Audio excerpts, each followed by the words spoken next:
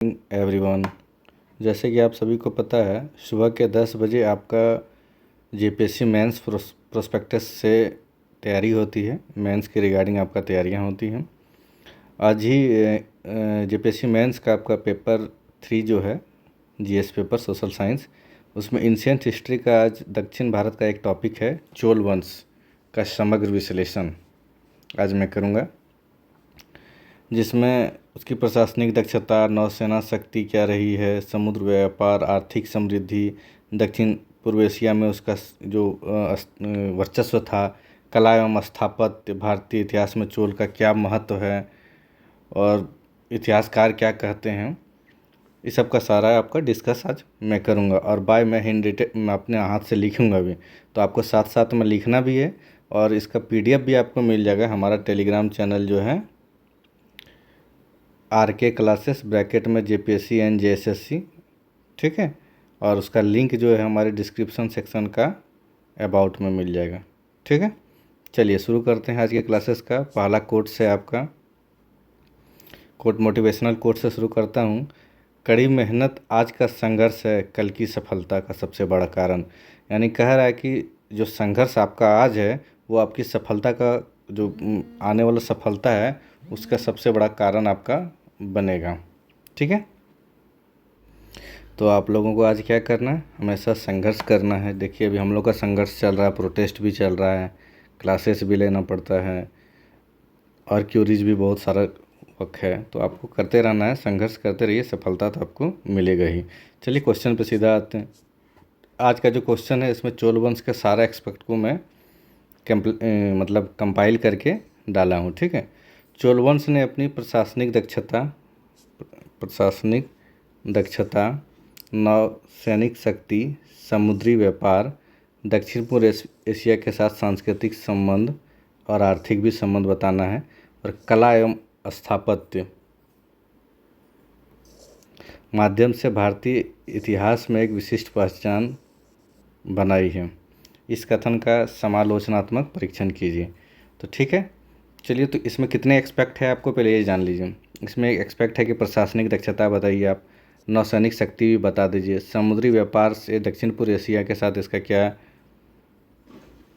सांस्कृतिक और आर्थिक संबंध है वो बताइए, कला एवं स्थापत्य के माध्यम कला एवं स्थापत्य इसकी ताकत भी आपको बताना है, और इस कथन से आप समालोचनात्मक परीक्षण कीजिए। समालोचनात्मक परीक्षण मतलब होता है कि इसका आपका दोनों एक्सपेक्ट को दिखाना, सकारात्मक और नकारात्मक दोनों एक्सपेक्ट को आपको दिखाना है।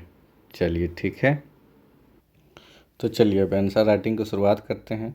तो हम लोग सबसे पहले आंसर राइटिंग जो हमारे जेपीएससी के अंदर में आता है 40 मार्क्स का क्वेश्चन आता है, ठीक है। वो 800 to 900 वर्ड में लिखना पड़ता है आपको, ठीक है।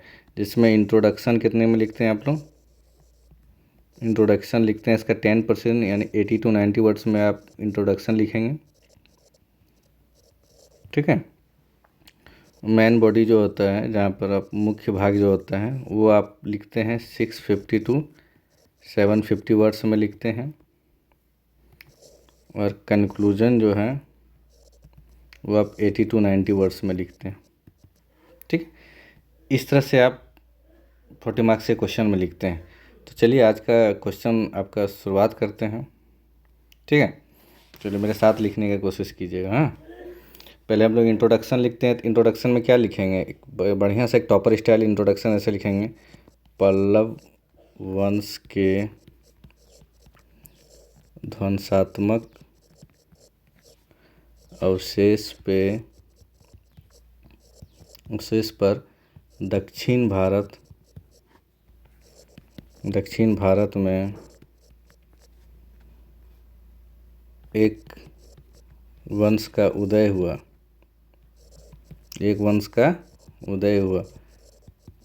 जिसे चोल वंश समझा। जो चोल वंश है, ये आप लिख दिए। इसकी स्थापना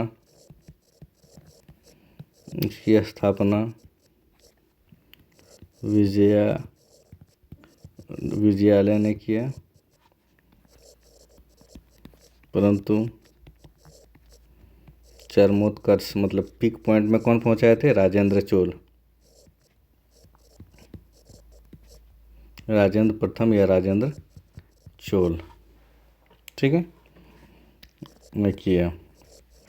तो आपको इंट्रोडक्शन 2 पार्ट्स में लिखना पड़ता है, एक पार्ट आपने लिख दिया, सेकंड पार्ट आप वहाँ से पैराग्राफ चेंज करेंगे और लिखेंगे। अब क्वेश्चन का डिमांड लिखना है सेकंड पैराग्राफ में। चोलों ने प्रशासन, नौसैनिक, जो ऐसे क्वेश्चन में आपका है क्या क्या पूछा गया है, प्रशासन पूछा गया, नौसैनिक शक्ति के बारे में पूछा गया, समुद्री व्यापार के बारे में पूछा गया। तो आप लिखिए इसको, समुद्री व्यापार,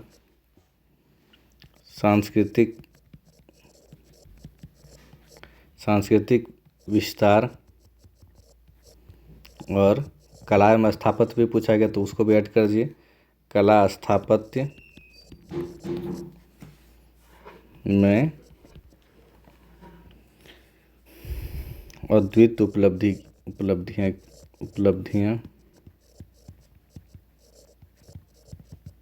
उपलब्धियां प्राप्त की। ठीक है, इसलिए लिख लो, इसलिए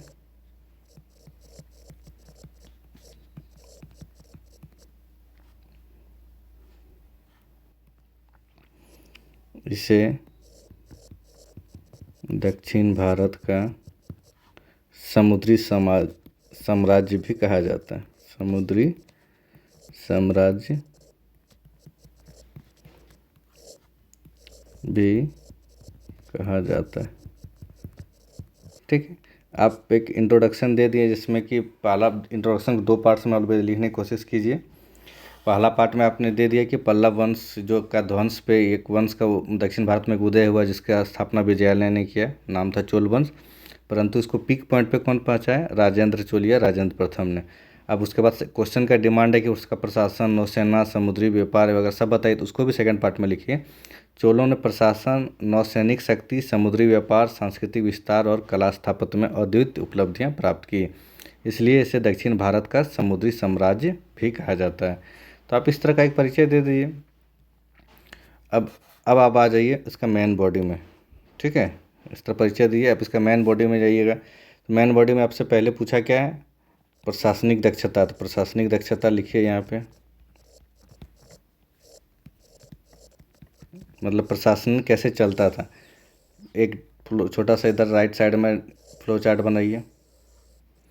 फ्लो चार्ट में डालिएगा, सबसे पहले मंडल था, मंडल के नीचे कौन आता था? वलनाडु। ठीक है, वलनाडु के नीचे क्या आता था? नाडु। नाडु के नीचे क्या आता था? कुर्रम। उसके नीचे क्या आता था? ग्राम। ठीक है, ये इधर से ये अप की ओर जाता था प्रशासन। ठीक है, इस तरह से प्रशासन इसका बनाया गया था। इसमें मंडल जो था वो राजा प्रतिनिधित्व करते थे, उसके नीचे जो आता था एक बड़ा सा भाग जो वलनाडु कहा जाता था, जो जिला आज कहा जाता है उस समय नाडु कहा जाता था, जो आज प्रखंड कहा जाता है वो खुर्रम कहा जाता था, और ग्राम तो ग्राम ही है।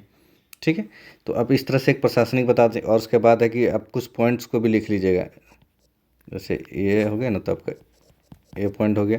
तो यहाँ पर हम एक पॉइंट लिखते हैं, पॉइंट ऑलवेज रोमन में या छोटा या छोटी, बड़ी ये या कॉखा में लिखेंगे। ठीक है, चोल साम्राज्य जो बनाया गया तो दक्षिण भारत में सर्वाधिक संगठित प्रशासनिक तंत्र माना जाता, प्रशासनिक तंत्र वाले साम्राज्य में एक थे। तंत्र वाले साम्राज्य में एक मान थे, मतलब अच्छा साम्राज्य था, सीधा जानिए। ठीक है, ये चोल जो थे ये स्थानीय स्वशासन का जनक भी माने जाते हैं। ठीक है, स्थानीय स्वशासन का जनक भी माना जाता है, मतलब प्राचीन भारत में। ठीक है, वैसे माना जाता है लॉर्ड रिपन को। ठीक है, तो स्थानीय स्वशासन का जनक माना जाता है, तो यानी कि विकेंद्रीकृत आपका साम्राज्य था, साम्राज्य था। तो आप इसे लिखिए, क्या दिक्कत है। और राजस्व प्रणाली, अब जैसे स्थानीय स्वशासन जो था,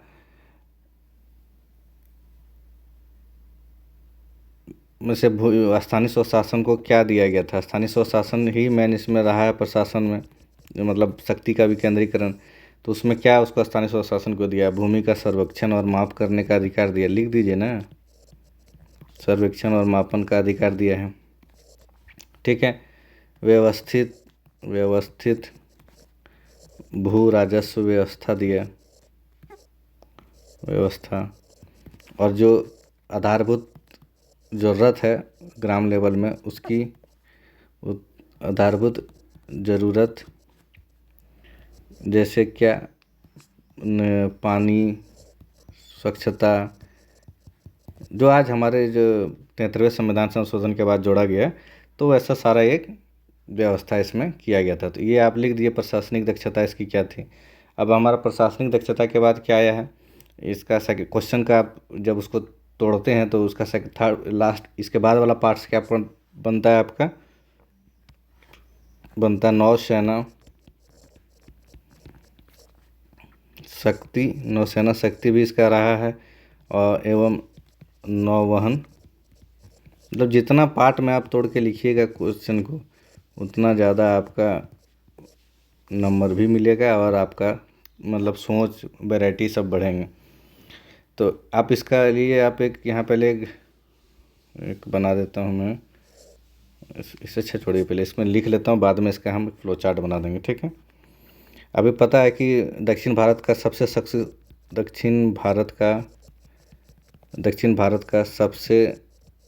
शक्तिशाली नौसेना किसके पास था? तो चोल शासन के पास था। सबसे शक्तिशाली नौसेना किसके पास था? चोल शासन के पास था। आपको पता होगा ये। ठीक है। और ये इसमें सबसे बड़ा योगदान किसका था? राजेंद्र चोल का। ठीक है। इसने क्या किया था? श्रीलंका विजय। ये सब थोड़ा सा पैराग्राफ में आप लिख लीजिएगा, बाकी हम इसका पीडीएफ जो देंगे आपका 6-7 पेज का, वो आप एक बार बढ़िया से रीड कीजिएगा। ठीक है। ये भी दे दूंगा, पीपीटी भी दूंगा, आपका माइंड मैप भी दूंगा, पीडीएफ भी दूंगा, सब के लिए आप निश्चित रहिए। 2025 मतलब 1025 में सुमात्रा विजय हुआ। सुमात्रा विजय, इसको श्री विजय भी बोला जाता है, उस समय का श्री विजय। सुमात्रा कहाँ? इंडोनेशिया में है। और साथ में क्या किया? बंगाल की खाड़ी में वर्चस्व भी अपना किया। बंगाल की खाड़ी में वर्चस्व। ठीक है। अब और एक पॉइंट और लिख लीजिए, समुद्री मार्ग तथा सुरक्षा और व्यापार की रक्षा की। ठीक है। मतलब समुद्री मार्ग जो आपका चल रहा था, तो समुद्री मार्ग को सुरक्षित किया, और जो व्यापार क्षेत्र है उसको भी अपना ये बढ़ाया। ठीक है।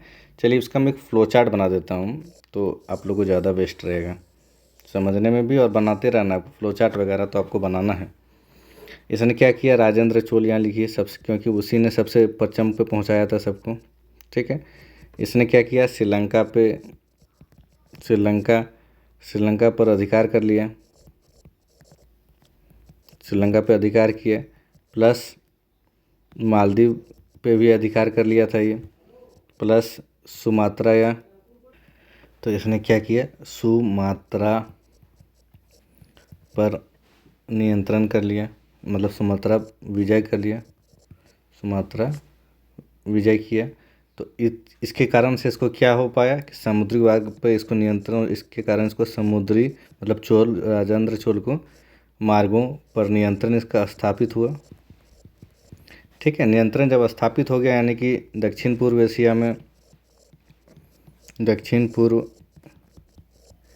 एशिया में चोल प्रभाव का विस्तार हुआ।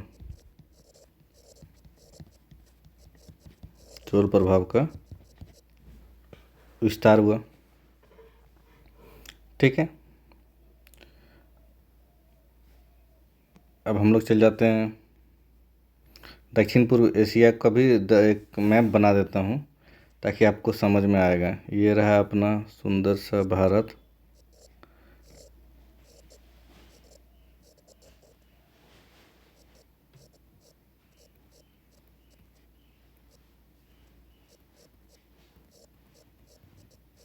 उधर से भारत रहा। और ये क्षेत्र है आपका जो हमारा अंडमान निकोबार, ये क्षेत्र आपका है इंडोनेशिया, सुमात्रा, ठीक है। ये क्षेत्र है आपका सुमात्रा, ठीक है। सुमात्रा विजय कितना कब कर लिया ये 1025 में, ठीक है। 1025 में जीत गया। उसके बाद इधर कम्बोडिया भी जीत लिया, ठीक है, वो भी डाल दीजिए। तो इसको मैं अलग कलर दे देता हूँ। इसको 1025 में जीता, 1028 में जीता शायद कम्बोडिया, कम्बोडिया भी जीत लिया। तो इस तरह से दक्षिण पूर्व एशिया में आपका वर्चस्व हुआ इसका। जब दक्षिण पूर्व एशिया की ओर विस्तार जाएंगे इसका, तो इसका क्वेश्चन भी वही था कि सांस्कृतिक और आर्थिक क्या संबंध होंगे इनका। सांस्कृतिक तथा आर्थिक संबंध क्या है इसका साउथ ईस्ट दक्षिण पूर्व एशिया के साथ। ये भी लिखिए, एशिया के साथ क्या संबंध रहेंगे। सांस्कृतिक संबंध में क्या हो सकता है, सांस्कृतिक संबंध आपको लिखेंगे। सांस्कृतिक संबंध क्या क्या हो सकते हैं लिखिए। अब जैसे कि उस क्षेत्र में हिंदू, शैव, वैष्णव प्लस बौद्ध धर्म का प्रचार प्रसार किया, ठीक है। और फिर अपना जो तमिल भाषा है उसका भी विस्तार किया। तमिल भाषा का विस्तार या अंतर्राष्ट्रीयकरण लिख दीजिए, अंतर्राष्ट्रीयकरण।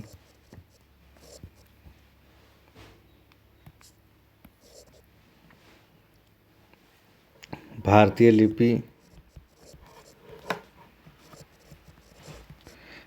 लिपि में कौन कौन सा था, पाली और जो था का प्रसार भी किया। फिर मंदिर स्थापत्य कला भी उससे प्रभावित रही, लिखिए सब क्या दिक्कत है। स्थापत्य शैली भी प्रभावित हुई, ठीक है। इस तरह से जैसे हमारा जो ग्रंथ है, जैसे आदि ग्रंथ है रामायण महाभारत, इसका भी अंतर्राष्ट्रीयकरण हुआ, का अंतर्राष्ट्रीयकरण हुआ।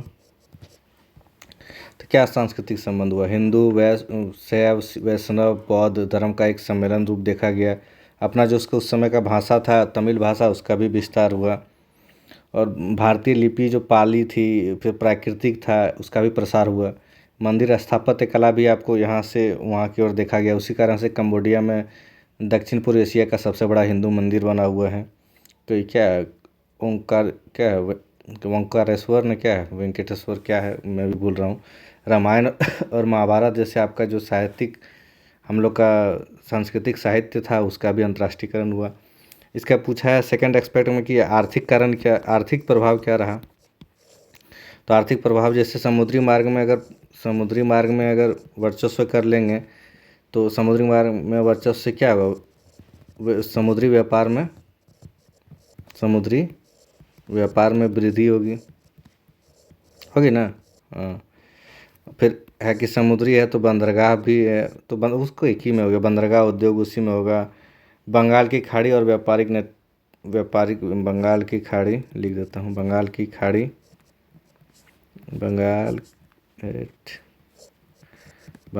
खाड़ी तथा व्यापारिक नेटवर्क का सुदृढ़ीकरण होगा, ठीक। इस तरह से आपको दिखाना है। दक्षिण पूर्व एशिया का एक मैप बना दिए, उसका सांस्कृतिक कारण दिखा दीजिए, आर्थिक कारण दिखा दीजिए। अब हम लोग आ जाते हैं, जैसे आपका क्वेश्चन का थर्ड एस्पेक्ट है, कला एवं साहित्य में क्या योगदान दिया है चोल, कला एवं स्थापत्य में चोल साम्राज्य का योगदान, क्या योगदान आपका दिया है, ठीक है। चोल साम्राज्य ने क्या योगदान आपका दिया है, तो क्या योगदान दिया है। अब इसमें आप एक डायग्राम बनाइए कि कि मंदिर निर्माण में क्या योगदान दिया है। ठीक है, इसमें डालिए मूर्ति कला में क्या योगदान दिया है। ठीक है, उसके बाद एक और डालिए कि साहित्य में क्या योगदान दिया है, क्योंकि कला में तो सब आएंगे आपका। ठीक है, तो साहित्य में क्या योगदान दिया है, संस्कृति में क्या योगदान दिया है, भाषा में क्या योगदान दिया है, वो भी लिख सकते हैं। कला में वो भी हो गया, भाषा में क्या योगदान दिया है। तो इस तरह से चलिए, तो पहले मंदिर को भी हम लोग कंफर्म कर लेते हैं कि अगर ये दक्षिण भारतीय मंदिर स्थापत्य कला, मंदिर स्थापत्य कला, तो मंदिर स्थापत्य कला में ये तो दक्षिण भारतीय क्षेत्र में ये साम्राज्य चल रही थी, तो उस समय उधर का क्या था, द्रविड़ स्टाइल में था आपका मंदिर, द्रविड़ शैली में मंदिर निर्माण। अगर इसका डायग्राम आप इसका अगर फ़ोटो बनाने जानते हैं आप, तो आप उसको भी बना सकते हैं। बाकी अगर नहीं तो इसका उदाहरण आप दे सकते हैं, क्यों कौन कौन सा वैसा है। तो इसमें दिखा भी सकते हैं कि कैसे प्रदक्षिण मंदिर का पहले इसे एक मंदिर का गर्भगृह दिखाइए, ये दिखाइए उसका प्रदक्षिणा पथ। ठीक है, ये दिखाइए इसका गोपुरम। ठीक है, प्रवेश द्वार। ठीक है, और मंदिर का ये दिखाइए शिखर। तो मेरा तो अच्छा से नहीं बनता है, तो इस तरह से आप दिखा दीजिए। ठीक है, बाकी उदाहरण में आप ले लीजिए इसका उदाहरण कौन कौन सा मंदिर होगा आपका। बृहदेश्वर का मंदिर, बृहदेश्वर मंदिर कहाँ पे है, तंजावुर में है। महाबलीपुरम का मंदिर, जो कुछ दिन पहले चर्चा में रही है करंट अफेयर में, ये कहाँ है आपका, केरल के अंदर में है, राजेंद्र प्रथम में बनाया था। ठीक है, ये वहाँ पे कुछ छुआछूत का इशू चल रहा था। दशावतार का मंदिर, दशावतार का मंदिर, दशावतार का मंदिर, ये मौर्य वाला दशावतार नहीं है, ये इसका स्थापत्य कला है। अब जैसे अब सेकंड आ जाते हैं हम लोग यहाँ का मूर्ति कला। मूर्ति कला में क्या क्या योगदान रहा है। चोल चोल का जो है प्रतिमाएं जो है कांस्य योगिन है, उसमें नटराज आप डालिएगा। प्रतिमाएं कैसा है, कांस्य, कांस्य का बना हुआ है, कांस्य से निर्मित, कांस्य से निर्मित, कांस्य से निर्मित है। इसकी विशेषता अगर पूछ लेगा, मतलब सॉरी विशेषता भी आपको लिखना है। 40 नंबर का क्वेश्चन है, आपको जितना आप उसमें आप फैल सकते हैं उतना फैलना है। लॉस्ट वैक्स टेक्नोलॉजी यूज करना है। इसमें आपका लॉस्ट वैक्स टेक्नोलॉजी यूज किया। इसमें भाषा, सौंदर्य का अद्भुत संतुलन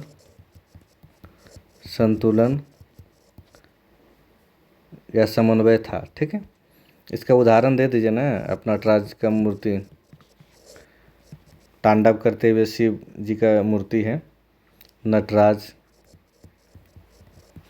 की मूर्ति। ठीक है, मूर्ति कला जब आपका हो जाएगा तब हम लोग नेक्स्ट एस्पेक्ट में चलेंगे, साहित्य। साहित्य में चलेंगे तो साहित्य, तमिल साहित्य, ये उस समय का लिख लीजिए यहाँ, तमिल साहित्य, तमिल साहित्य का उत्कर्ष काल था ये। ठीक है, इसमें कौन कौन भक्ति संत आए, भक्ति संत आपको देखने को मिल जाएंगे। उसमें नयनार भक्ति संत मिल जाएंगे, अलवार भक्ति संत। नयनार और अलवार एक हैं शैव धर्म को मानने, एक हैं वैष्णव धर्म को मानने वाले। ठीक है, फिर बहुत सारा शिलालेख शिलालेख भी मिल जाएगा आपको। ठीक है, इस तरह से आप इसका साहित्यिक विखंडन कर दीजिएगा। पुस्तक भी मिल जाएगा, कुछ पुस्तक भी मिलेंगे, उसको भी आप लिख दीजिएगा। ठीक है, इस तरह से आप लिख दिए। अब है कि एक थोड़ा सा और इतिहासकार का मत लिख दीजिए। इतिहासकार कौन, इतिहासकार क्या बोलते हैं। उसके बाद समालोचनात्मक अध्ययन करेंगे हम लोग, समालोचनात्मक अध्ययन करेंगे और निष्कर्ष निकालेंगे। ठीक है, तो इतिहासकार कौन क्या कहते हैं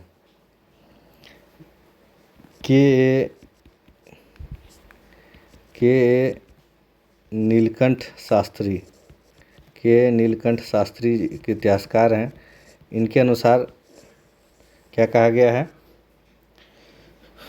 चोल वंश जो था दक्षिण भारत का सबसे संगठित एवं शक्तिशाली साम्राज्य था।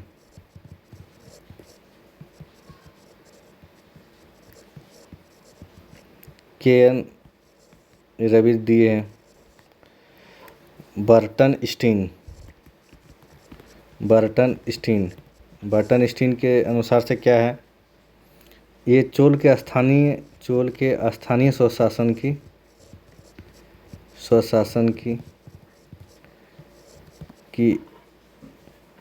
और स्थानीय स्वशासन और केंद्रीय सत्ता के बीच अटूट संतुलन को बताता है।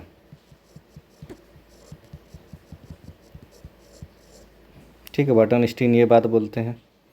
थर्ड आप एक लास्ट लिख लीजिए, हरमन कुल्के, ये क्या बताते हैं, ये चोल के समुद्री संपर्कों से अपनी भारतीय संस्कृति का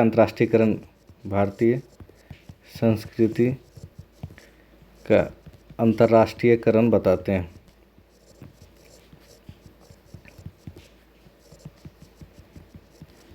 ठीक है, तो आप इस तरह से लिखिएगा।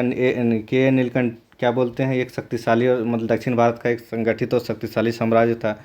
वहीं बर्टन स्टीन क्या बोल रहे हैं कि स्थानीय स्वशासन और केंद्र के बीच अटूट संतुलन था।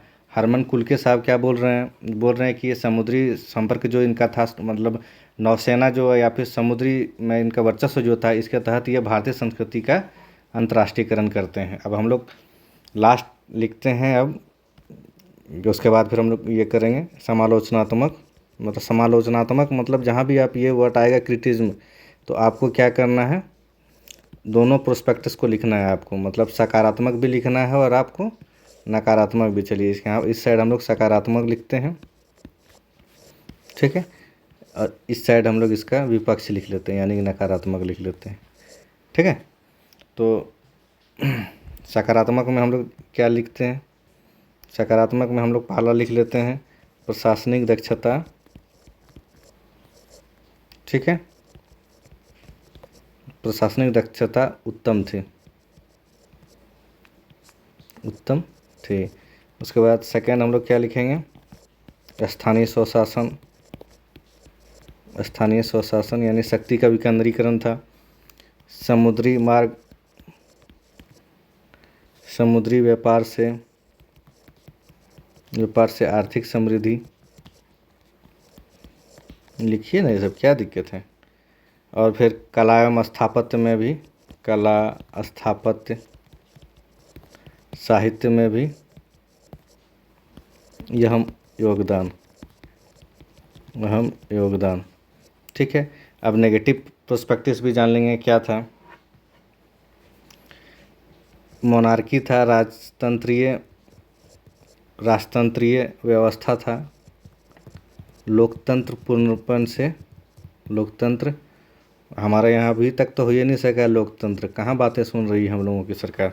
लोकतंत्र पूर्ण नहीं था। सामाजिक असमानता अभी भी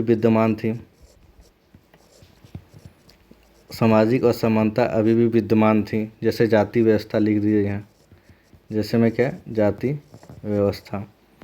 ठीक है, और जब इतना राष्ट्रीयकरण आपने कर दिया था तो विदेश में अपना शासन क्यों नहीं, विदेशी शासन स्थापित नहीं कर पाए थे। इससे ये लगता है कि वो जाके वहाँ के लूटते थे, वहाँ के आर्थिक समृद्धि को लेके आते थे, नहीं कर पाए। तो ये आलोचना है सके। और इसका साम्राज्य का विस्तार भी कोई मतलब पूरा अस्थाई नहीं था। तो इस तरह से आप इस तरह का इसका दोनों पक्ष को लिख लीजिएगा। ठीक है, दोनों पक्ष में क्या लिखेंगे, आप उसका प्रशासनिक पक्ष भी, सॉरी एक मिनट, स्थानीय स्वशासन में भी उत्तम, मतलब प्रशासनिक दक्षता भी उत्तम थी, स्थानीय स्वशासन भी किया, समुद्री व्यापार से आर्थिक समृद्धि भी किया, कला और स्थापत्य साहित्य में अहम योगदान भी दिया। राजतंत्रीय व्यवस्था लोकतंत्र भी पूर्ण नहीं था, सामाजिक असमानता, जाति व्यवस्था भी विद्यमान थी। विदेशी शासन बोल रहा है स्थापित नहीं कर पाए, जबकि इसने विदेशों में बहुत सारा इधर से उधर, जैसे सुमात्रा विजय, कंबोडिया विजय किए, पर वहाँ पे शासन व्यवस्था स्थापित नहीं कर पाए। चलिए अब हम लोग लास्ट निष्कर्ष लिखते हैं। निष्कर्ष हम लोग लिखते हैं तो कह सकते हैं हम लोग निष्कर्षतः यह कहा जा सकता है कि चोल वंश, इसमें दोनों एक्सपेक्ट को लिखना है, पहले पॉजिटिव लिखेंगे फिर नेगेटिव लिख के उसको कंपाइल कर देंगे, ठीक है। वंश ने प्रशासनिक दक्षता, जो आप पॉइंट है सारा पॉइंट को लिखिए, प्रशासनिक दक्षता, समुद्री व्यापार, सांस्कृतिक कूटनीति तथा कला एवं स्थापत्य के समन्वय से भारतीय इतिहास में एक विशिष्ट पहचान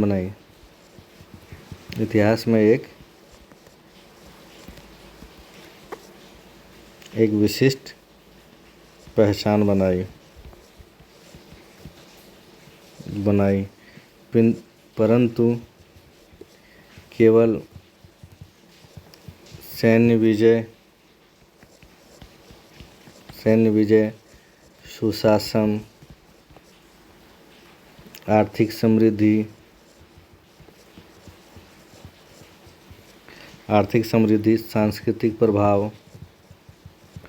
सांस्कृतिक प्रभाव और समुद्री क्षमता के संतुलित विकास को नहीं दर्शाती।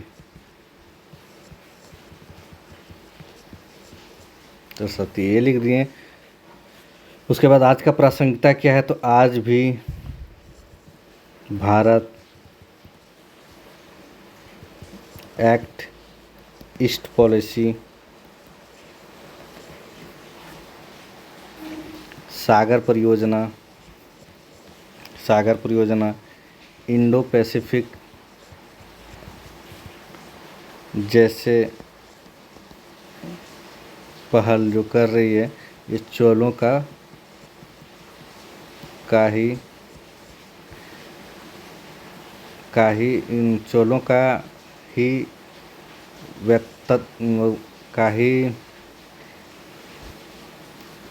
ही दूरदृष्टिता का आधुनिक परिणाम है। हो गया। इस तरह से आप लिख दीजिएगा। तो चलिए मैं आपको शुरू से दिखा देता हूँ कि आपने क्या क्वेश्चन में लिखा, ठीक है। तो जैसे चोल वंश का आपको पूछा था, प्रशासनिक दक्षता आपने लिख दिया, नौसेना शक्ति लिख दिया, समुद्री व्यापार लिख दिया, दक्षिण पूर्व एशिया के साथ सांस्कृतिक और आर्थिक संबंध आपने लिख दिया, और कला एवं स्थापत्य को लिख दिया। और जब आपने जैसे मैं दिखा भी देता हूँ, देखिए आपने इंट्रो कर दिया उसको। उसके बाद प्रशासनिक दक्षता आपने पहले लिखा, उधर फ्लो चार्ट भी बना दिया, नौसेना शक्ति एवं ये गतिविधियाँ को भी लिख दिया, सेकंड पॉइंट आपका ये भी लिखा आपने, उसका भी फ्लो चार्ट बना दिया। सांस्कृतिक और आर्थिक संबंध आपने लिखा दक्षिण पूर्व एशिया का, उसका भी आपने बना दिया, ठीक है। कला एवं स्थापत्य में चोल साम्राज्य का योगदान भी लिख लिया, उसमें क्या मंदिर, भाषा, मूर्तिकला, साहित्य, उसमें सारा को आपने लिख लिया, ठीक है। इतिहासकार का मत भी दे दिया आपने। समालोचनात्मक अध्ययन में आपने सकारात्मक और विपक्ष दोनों पक्ष दे दिया, और सारे को कंक्लूड करके आपने कंक्लूजन दे दिया। इस तरह से जब आप लिखते हैं तो आपको अन्य के मुकाबले 2-4 नंबर आपको ज़्यादा देगी एग्जामिनर, ठीक है। तो इस तरह से आपका आज का चोल वंश का समग्र विश्लेषण समाप्त हुआ। इसका पीडीएफ आपको हमारे Telegram channel RK classes bracket में JPSC एंड JSSC में मिल जाएगा, और उसका जो लिंक है वो हमारे डिस्क्रिप्शन सेक्शन के अबाउट में मिल जाएगा। ठीक है, अब आशा करता हूँ कि आपको अच्छा लग रहा होगा, तो लाइक, शेयर और सब्सक्राइब ज़रूर कीजिएगा।